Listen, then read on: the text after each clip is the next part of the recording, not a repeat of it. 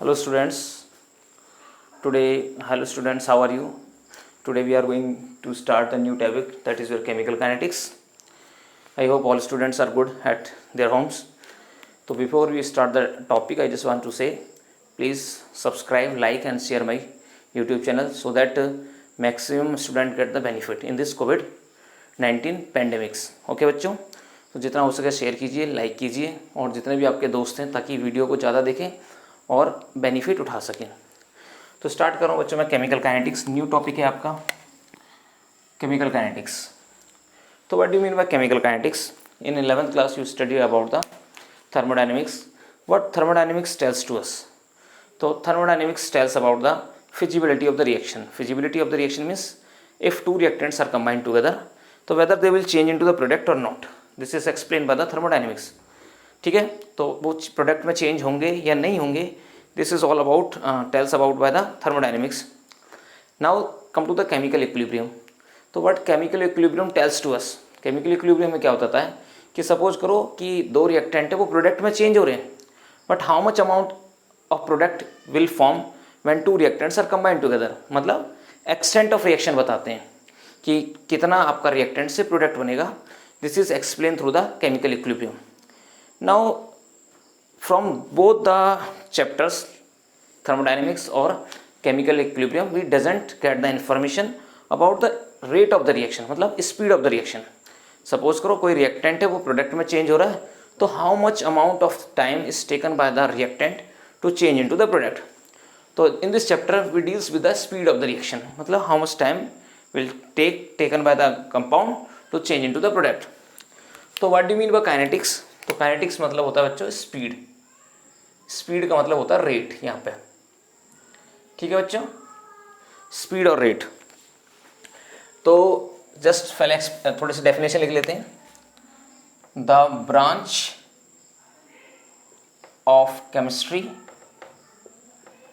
The branch of chemistry that deals with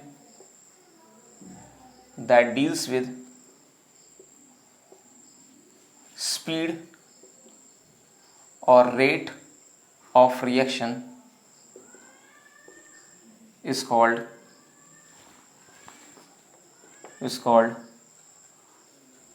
chemical kinetics. Okay, no problem with the definition. Now come to the next point. On the basis of the speed of the reaction, basically there are three types of reaction. Speed के basis पे हमारी 3 type की reaction होती हैं. First, those reaction which are very fast in nature, मतलब when two reactants combine together and in fraction of second they will change into the product.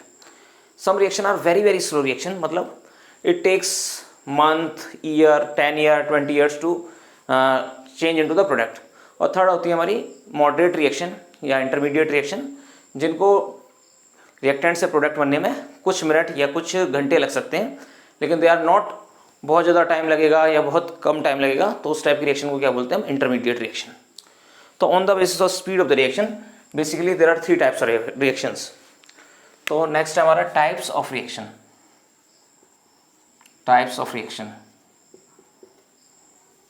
ठीक है बच्चों, तो on the basis of types of reaction basically there are 3 types of reaction. एक होती है हमारी very fast reaction. मतलब they take fraction of second. Second is very slow reaction, it takes time, may be 1 month, 1 year, 10 year, 20 year. और intermediate reaction और moderate reaction, कुछ भी बोल सकते हैं. ठीक है बच्चों, तो वेरी फास्ट रिएक्शन. ठीक है, वेरी फास्ट रिएक्शन में एग्जांपल ले लेते हैं. सपोज करो जैसे एसिड बेस रिएक्शन है या फिर हमारी जितनी भी प्रेसिपिटेशन रिएक्शन है, तो यहाँ पे लिख देता हूँ acid base reaction and precipitation reactions. कुछ एग्जांपल ले लेते हैं. जैसे फॉर एग्जांपल जैसे हमारा NaOH है plus HCl gives us NaCl plus H2. ठीक है बच्चों, और प्रेसिपिटेशन रिएक्शन जैसे AgNO3 plus NaCl gives us AgCl, precipitate हो गया AgCl plus sodium nitrate NaNO3। तो ये हमारी एसिड बेस रिएक्शन होगी। Second one is the precipitation reaction. Very slow reaction like for example जैसे आप ऑलरेडी जानते हो रस्टिंग ऑफ आयरन। तो rusting of iron is very slow process. ऐसा नहीं है कि आप कल आयरन लेके आ गए और कल उसके अंदर रस्ट लग जाएगी, this is not possible. Rusting of iron is a long time process, ठीक है, टाइम टेकिंग प्रोसेस। तो रस्टिंग ऑफ आयरन, और इसके अंदर इंटरमीडिएट रिएक्शन के अंदर कुछ एग्जांपल ले लेते हैं। तो मैनी ऑर्गेनिक रिएक्शन, जितनी भी आप ऑर्गेनिक के अंदर रिएक्शन पढ़ते हो जनरली इंटरमीडिएट रिएक्शन होती हैं। कुछ एग्जांपल ले लेते हैं जैसे hydrolysis of ester CH3COOC2H5, this is ethyl acetate plus water, this give you acetic acid plus alcohol ethanol, ठीक है बच्चों। दूसरा inversion of cane sugar C12H22O11, ये दोनों रिएक्शन आगे भी इस चैप्टर के अंदर पढ़ी जाएंगी। स्यूडो फर्स्ट ऑर्डर के एग्जांपल्स हैं ये। अब स्यूडो फर्स्ट ऑर्डर रिएक्शन क्या होती है वो आगे हम डिस्कस करेंगे। तो this is sucrose C6H12O6 glucose plus fructose C6H12O6। तो these are the intermediate reaction. एक बार इनके ग्राफ भी देख लेते हैं कैसे ग्राफ बनेगा। ग्राफ की अगर मैं बात करता हूँ तो दिस इज टाइम और this is concentration of reactant, ठीक है बच्चों। तो सपोज करो अब ये रिएक्टेंट यहाँ पे है, तो बहुत फास्ट रिएक्शन है, इसका मतलब इमीडिएटली रिएक्टेंट किस में चेंज हो जाएगा, प्रोडक्ट में। तो concentration of the reactant is immediately decrease. तो यहाँ पे क्या होगा, जो कंसंट्रेशन है रिएक्टेंट की एकदम से गिरती है बच्चों, सडनली फॉल होता है कंसंट्रेशन ऑफ द रिएक्टेंट के अंदर। अगर यहाँ पे मैं बात करता हूँ, this is concentration of the reactant और दिस इज टाइम। यहाँ पे बहुत स्लो प्रोसेस है, तो बहुत ही धीरे धीरे धीरे धीरे धीरे धीरे इस तरीके से जाएगा। ऑलमोस्ट ऐसा लगेगा concentration of the reactant is constant. Now come to the intermediate, this is concentration of the reactant and this is time. तो यहाँ पे इस तरीके से आपका स्लोप बनेगा, हाइपरबोला ग्राफ बनेगा। तो इस टाइप से आपका क्या होगा बच्चों, very fast reaction, slow reaction and intermediate reaction. जल्दी से इसको नोट करो बच्चों, आगे चलते हैं फिर।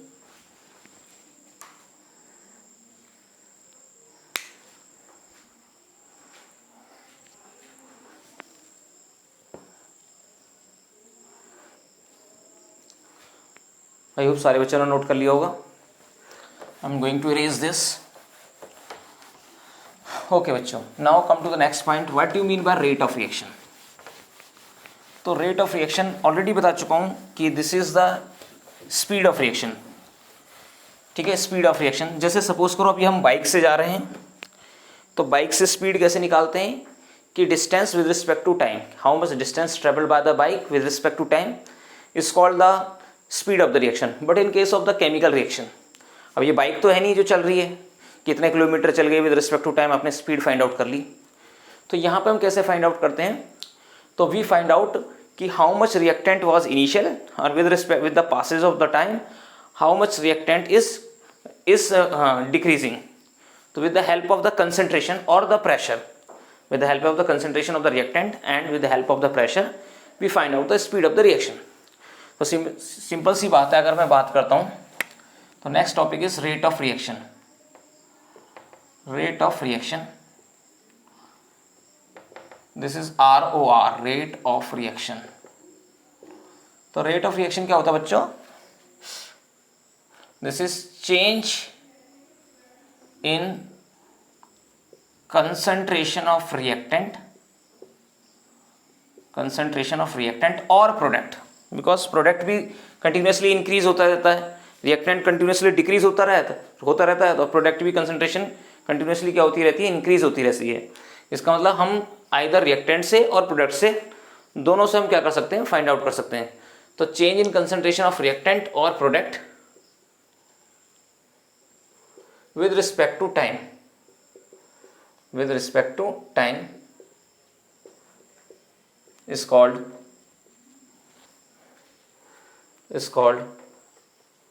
rate of reaction, ROR। Clear है बच्चों? तो कहने का मतलब क्या है, रेट ऑफ रिएक्शन को अगर मैं बात करूं कैसे निकालते हैं, डिक्रीज, क्योंकि कंसंट्रेशन क्या हो रही है, डिक्रीज हो रही है, किसकी, रिएक्टेंट की, decrease in concentration of reactant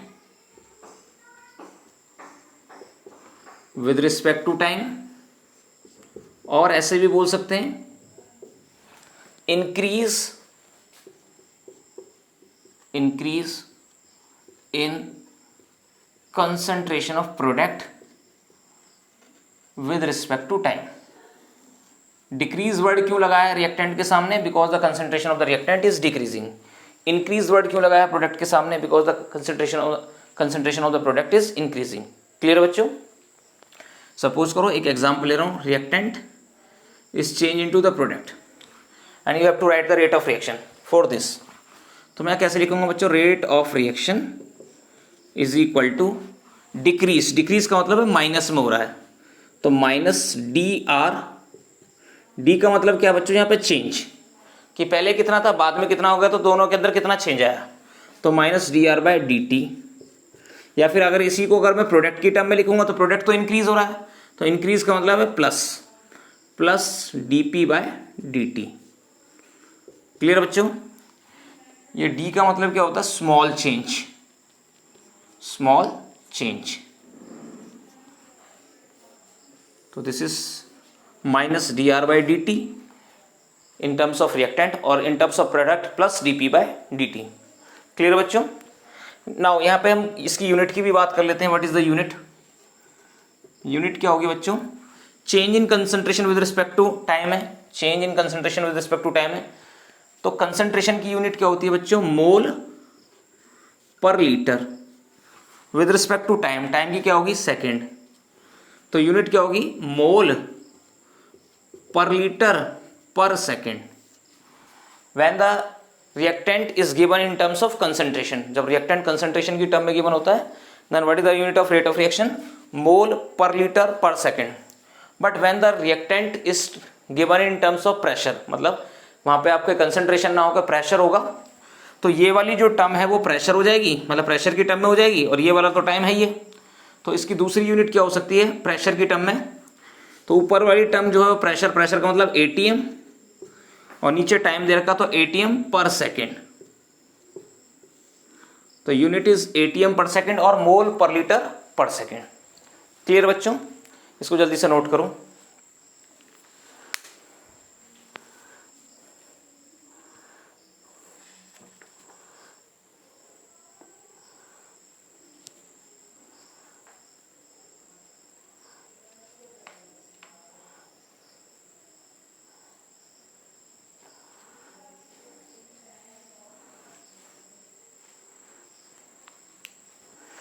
I hope सारे बच्चों ने नोट कर लिया होगा।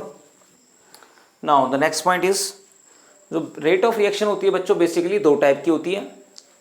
Rate of reaction is basically of two types, first is the average rate of reaction and second one is the instantaneous rate of reaction. तो what is the difference between these two, now we are going to study. ठीक है बच्चों? तो अगर मैं बात करता हूं रेट ऑफ रिएक्शन की,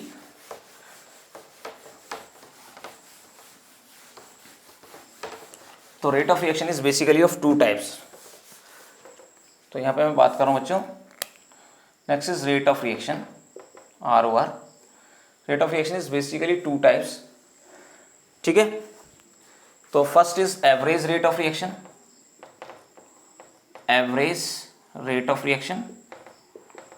and second one is the instantaneous rate of reaction, instantaneous rate of reaction. What is the difference between these two? Now let us see with the help of a diagram. एक picture में आपको दिखा रहा हूँ। ठीक है बच्चों? Suppose करो मैंने यहाँ पे ऐसे दो ले रखे हैं, एक रिएक्टेंट की टर्म में ले लेता हूँ, एक प्रोडक्ट की टर्म में ले लेता हूँ। This is reactant with respect to time, ठीक है बच्चों, और दिस इज प्रोडक्ट की टर्म में ले लेता हूँ विद रिस्पेक्ट टू टाइम, कोई प्रॉब्लम नहीं है। तो प्रोडक्ट रिएक्टेंट की टर्म में तो ग्राफ नीचे की तरफ आएगा क्योंकि concentration of the reactant is decreasing, ठीक है। और प्रोडक्ट की टर्म में कितना आएगा, इंक्रीजिंग। तो स्टार्टिंग में प्रोडक्ट कितना होता है, 0, बिकॉज मैक्सिमम तो कंसेंट्रेशन रिएक्टेंट की होती है। धीरे धीरे जब टाइम बढ़ता हो जाता है तो reactant will change into the product, तो स्लोली स्लोली प्रोडक्ट की कंसेंट्रेशन क्या होती है, बढ़ती हो जाती है बच्चों, इस तरीके से। Now what the difference between the average rate of reaction and instantaneous rate of reaction. Suppose करो अभी मैं t इज इक्वल टू 0 पे हूँ, यहाँ पे अभी मुझे ऐसा बोल रखा है कि मुझे 2 पॉइंट के बीच में rate of reaction find out करनी है, 2 इंटरवल के बीच में। सपोज करो एक यहाँ पे मैं ले लेता हूँ, एक ये वाला पॉइंट और एक ये वाला पॉइंट, इन दोनों के बीच में I have to find out the rate of reaction. तो लेट अस सपोज कि ये वाला टाइम t1 ले रखा है और यहाँ पे कंसंट्रेशन x1 है, यहाँ पे टाइम मेरा सपोज करो t2 हो गया और ये मेरा कंसंट्रेशन क्या हो गया, x2, ठीक है बच्चों।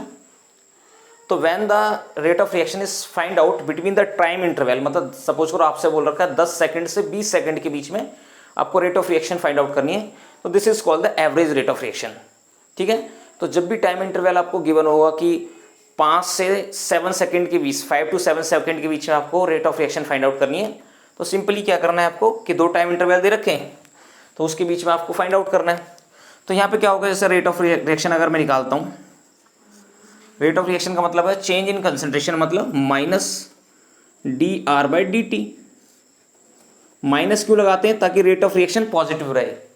रेट ऑफ रिएक्शन क्या होता है, ऑलवेज भी पॉजिटिव, मतलब रेट का मतलब स्पीड तो कभी नेगेटिव नहीं हो सकती ना, स्पीड तो ऑलवेज पॉजिटिव होती है। तो माइनस, कभी भी कोई चीज़ अगर नेगेटिव में आ रही है तो उसको पॉजिटिव करने के लिए माइनस कर देते हैं। अब नेगेटिव में क्यों आ रही है, सपोज करो पहले 10 थी, अब कंसंट्रेशन 7 हो गई, तो पहले से कम हो गई, तो चेंज कैसे निकालते हैं, फाइनल माइनस इनिशियल। तो फाइनल कितना हो गया मेरा 7 माइनस 10, तो आंसर -3 है, तो रेट ऑफ रिएक्शन तो -3 आ गई, तो इसका मतलब this is not the correct answer. तो उसको पॉजिटिव करने के लिए हम क्या लगाते हैं, आगे माइनस लगाते हैं बच्चों। तो यहाँ पे भी सेम वही करना पड़ेगा। तो ये मेरा फाइनल है, तो फाइनल मतलब क्या हो जाएगा, पहले मुझे माइनस लगाना पड़ेगा, this is x2 minus x1 divide by t2 minus t1। Clear बच्चों। तो this is the average rate of reaction, ये एवरेज रेट ऑफ रिएक्शन निकल गया मेरा। इन टर्म्स ऑफ प्रोडक्ट भी बता सकता हूँ। सपोज करो आपको 2 टाइम इंटरवल दे रखे हैं, कि यहाँ पे एक यहाँ पे, दिस इज सपोज करो t1, ये x1 हो गया मेरा, दिस इज सपोज करो t2, ये मेरा x2 हो गया। अब आपको क्लियर पता है कि x2 जो है वो बड़ा है x1 से, तो रेट ऑफ रिएक्शन जो आएगी वो पॉजिटिव आएगी, तो there is no need to negative sign. तो यहाँ पे एवरेज रेट ऑफ रिएक्शन अगर मुझे निकालना है, क्या होगा, प्लस dp/dt। तो प्लस dp मतलब फाइनल क्या है मेरा x2 minus x1 divide by final time t2 minus t1। तो this is in terms of product. Now what is instantaneous rate of reaction. Instantaneous rate of reaction क्या होता है बच्चों, तो जैसे सपोज करो यहाँ पे मैं एक ही ले लेता हूँ ग्राफ, रिएक्टेंट की टर्म में। सपोज करो दिस इज रिएक्टेंट, बाकी प्रोडक्ट की टर्म में भी बना सकते हैं, और दिस इज टाइम, और ग्राफ कुछ इस तरीके से आपको दे रखा है वही सेम, ठीक है बच्चों। धीरे धीरे टाइम बढ़ता हुआ जा रहा है। अब यहाँ पे टाइम इंटरवल ना देखे कि 10 से 12 सेकंड के बीच में निकालना है या 12 to 15 सेकंड में निकालना है, ये ना देखे, आपसे बोल दिया जाता है एक पर्टिकुलर टाइम, कि सपोज करो you have to find out the rate of reaction at 20th second. मतलब एक पर्टिकुलर पॉइंट बता रखा है, इस वाले पॉइंट पे you have to find out the rate of reaction. अब how you find when you have to find out the rate of reaction at a particular time interval, then this is called the instantaneous rate of reaction। तो instantaneous और average का मतलब क्या होगा, average का मतलब है एक टाइम इंटरवल दे रखा है, और instantaneous का मतलब होगा कि पर्टिकुलर टाइम पे। instantaneous का मतलब होगा कि rate of reaction at particular time, at a particular time, कि 10 सेकंड पे निकालना है, कि 20th सेकंड पे निकालना है, कि 15th सेकंड पे निकालना है, तो इस तरीके से। Now the problem is this कि how we find out instantaneous rate of reaction. कैसे फाइंड आउट करूंगा अब मैं इस पर कैसे फाइंड आउट करूंगा, क्योंकि जनरली हम ये मान के चलते हैं कि रेट ऑफ रिएक्शन का मतलब है चेंज इन कंसंट्रेशन। अब चेंज इन कंसंट्रेशन यहाँ पे कैसे निकालूंगा इस पॉइंट पे, तो कुछ नहीं करते, हम क्या करते हैं, इस ग्राफ के पॉइंट को लेके स्केल से सीधा सीधा एक्स्ट्रापोलेट कर देते हैं। इस तरीके से हम फाइंड आउट कर रहे हैं, ठीक है बच्चों।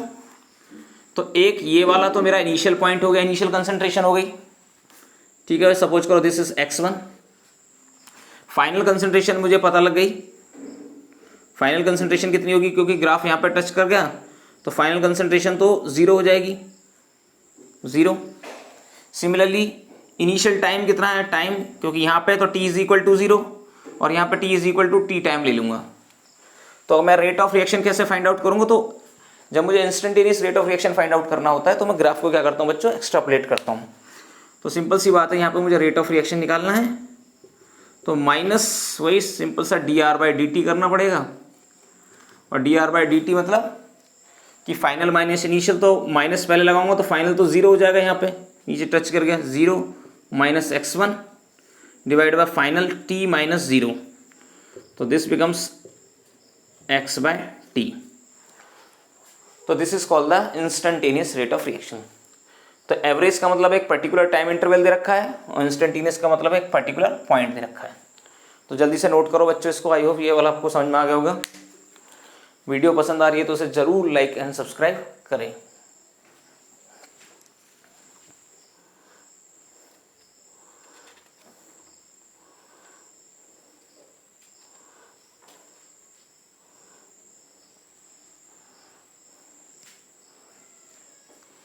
ठीक है बच्चों, लिख लिया होगा आपने।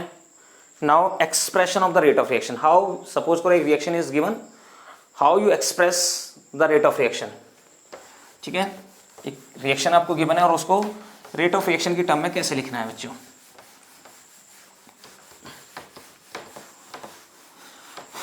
सबसे पहले एक सिंपल एग्जांपल से स्टार्ट करते हैं, फिर उसके बाद एक दूसरा एग्जांपल लेंगे। सपोज करो एक एग्जांपल दे रखा है, तो एक्सप्रेशन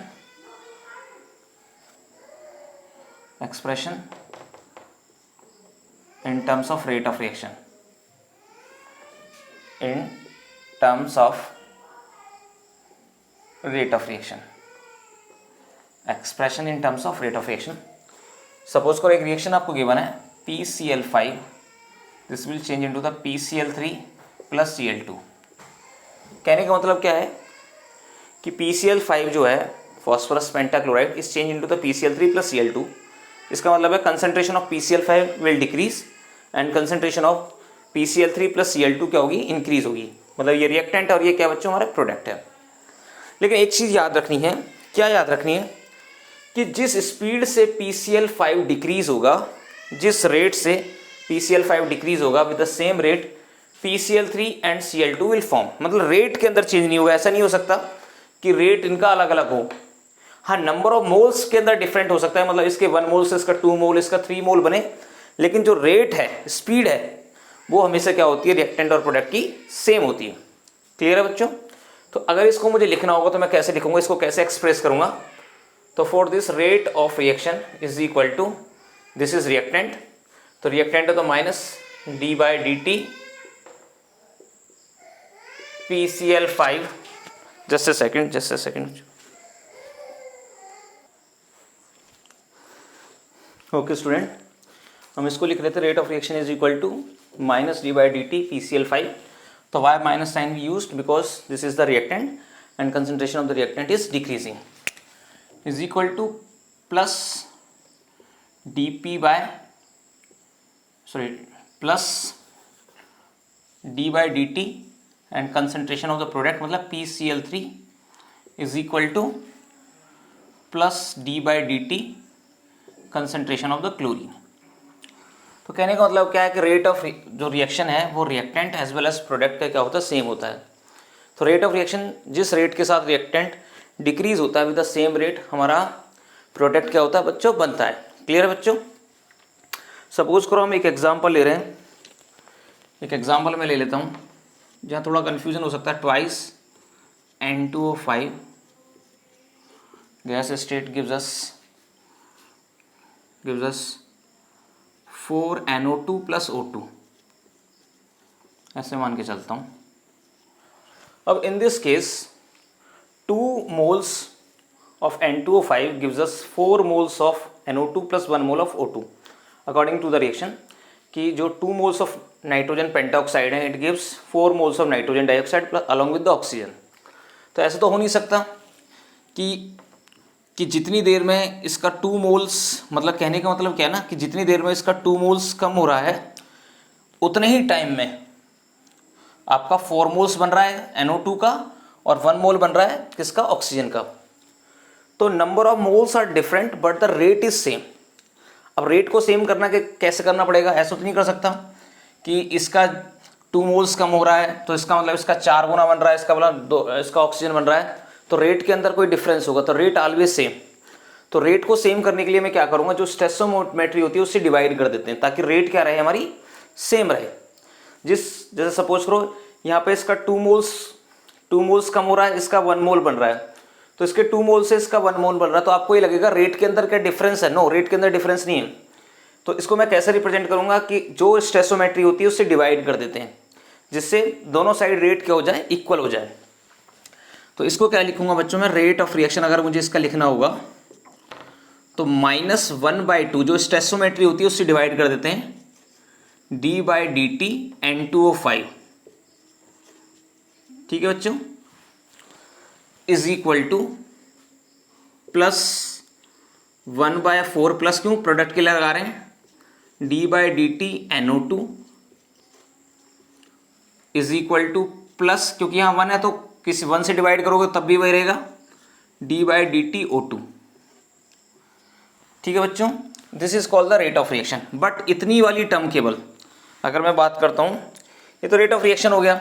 मैंने क्या किया, just simply rate of reaction को हमने बराबर होना चाहिए तो उसके लिए हमने क्या कर दिया, सिंपली स्टोइकियोमेट्री से डिवाइड कर दिया, इसको 2 से डिवाइड कर दिया तो ये भी 1 हो गया, इसको 4 से डिवाइड कर दिया, इसको ये तो 1 ही है ही, तो इसका मतलब रेट ऑफ रिएक्शन बराबर आ गई। लेकिन ये वाली जो टर्म है, जो स्टोइकियोमेट्री के अलावा ये वाली जो टर्म है, इसको क्या बोलते हैं बच्चों, this is completely along with this is called the rate of reaction.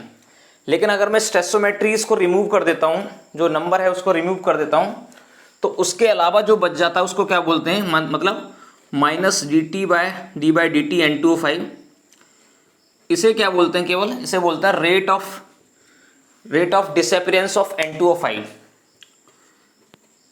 Rate of disappearance of N2O5, क्योंकि N2O5 डिसअपीयर हो रहा है। What is this called, plus d/dt along with 1/4, this is called the rate of reaction. लेकिन अगर हम 1/4 को हटा देते हैं और हमारा क्या बचेगा, plus d/dt NO2, this is called the rate of appearance of NO2, क्योंकि NO2 बन रहा है तो rate of appearance of NO2। In this case there is stoichiometry is 1, तो ये पूरा का पूरा, इसको चाहे मैं रेट ऑफ रिएक्शन लिख सकता हूं या फिर ऐसा ही बोल सकता हूं rate of appearance of oxygen. मतलब रेट ऑफ अपीयरेंस या rate of disappearance rate of reaction के इक्वल हो भी सकते हैं और नहीं भी हो सकते हैं। अगर कोई स्टोइकियोमेट्री है तो इसका मतलब वो इक्वल नहीं होंगे। अगर स्टोइकियोमेट्री 1 है तो रेट ऑफ रिएक्शन जो होती है वो रेट ऑफ प्रोडक्शन के या रेट ऑफ डिसअपीयरेंस के बराबर हो सकती है। तो इसका मतलब plus d/dt O2 is equal to rate of appearance of O2। तो एग्जाम में अच्छी तरह से समझ लेना कि एग्जाम में पूछा क्या है, कि रेट ऑफ रिएक्शन पूछा है या फिर रेट ऑफ डिसअपीयरेंस या रेट ऑफ अपीयरेंस पूछा है। मतलब डिसअपीयरेंस बोलो या फॉर्मेशन बोलो, कुछ भी बोल सकते हैं। कई बच्चे क्या करते हैं, एग्जाम में पूछा होता है रेट ऑफ अपीयरेंस बताओ, वो रेट ऑफ रिएक्शन निकाल के आ जाते हैं। क्लियर बच्चों, एक जनरल इक्वेशन ले लेते हैं लास्ट में, इसको कंक्लूड कर देते हैं। सपोज करो a plus b gives us x plus y and we have to write the rate of reaction। तो मैंने आपको बताया था rate of reaction left hand side reactant और प्रोडक्ट की बराबर होती है, कुछ नहीं करना होता, जस्ट स्टोइकियोमेट्री से क्या कर देते हैं, उसको डिवाइड कर देते हैं। तो रेट ऑफ रिएक्शन कैसे निकालूंगा, माइनस साइन यूज करूंगा, बिकॉज ये रिएक्टेंट है और ये प्रोडक्ट है, तो प्रोडक्ट की साइड में प्लस साइन यूज करेंगे और रिएक्टेंट की साइड में माइनस साइन यूज करेंगे। तो -1/a d/dt A is equal to, क्योंकि रेट ऑफ रिएक्शन तो इक्वल होती है, -1/b d/dt B is equal to plus, क्योंकि अब प्रोडक्ट साइड में आ गए, 1/x dx/dt is equal to plus 1/y dy/dt। तो इस तरीके से ये क्या होगा बच्चों, रेट ऑफ रिएक्शन। तो this is all about the first lecture of chemical kinetics. If you like my video please subscribe and share you must have to share the videos to those students which are not getting the which have not having good source of education। तो जल्दी से जल्दी please share करें इसको, अपने दोस्तों को share करने के लिए बोलें, so that maximum student get the benefit from the videos. तो नेक्स्ट वीडियो के लिए रेडी रहें। ओके, आज के लिए थैंक यू, और सब्सक्राइब करना ना भूलें, चैनल को नोट करें बच्चों।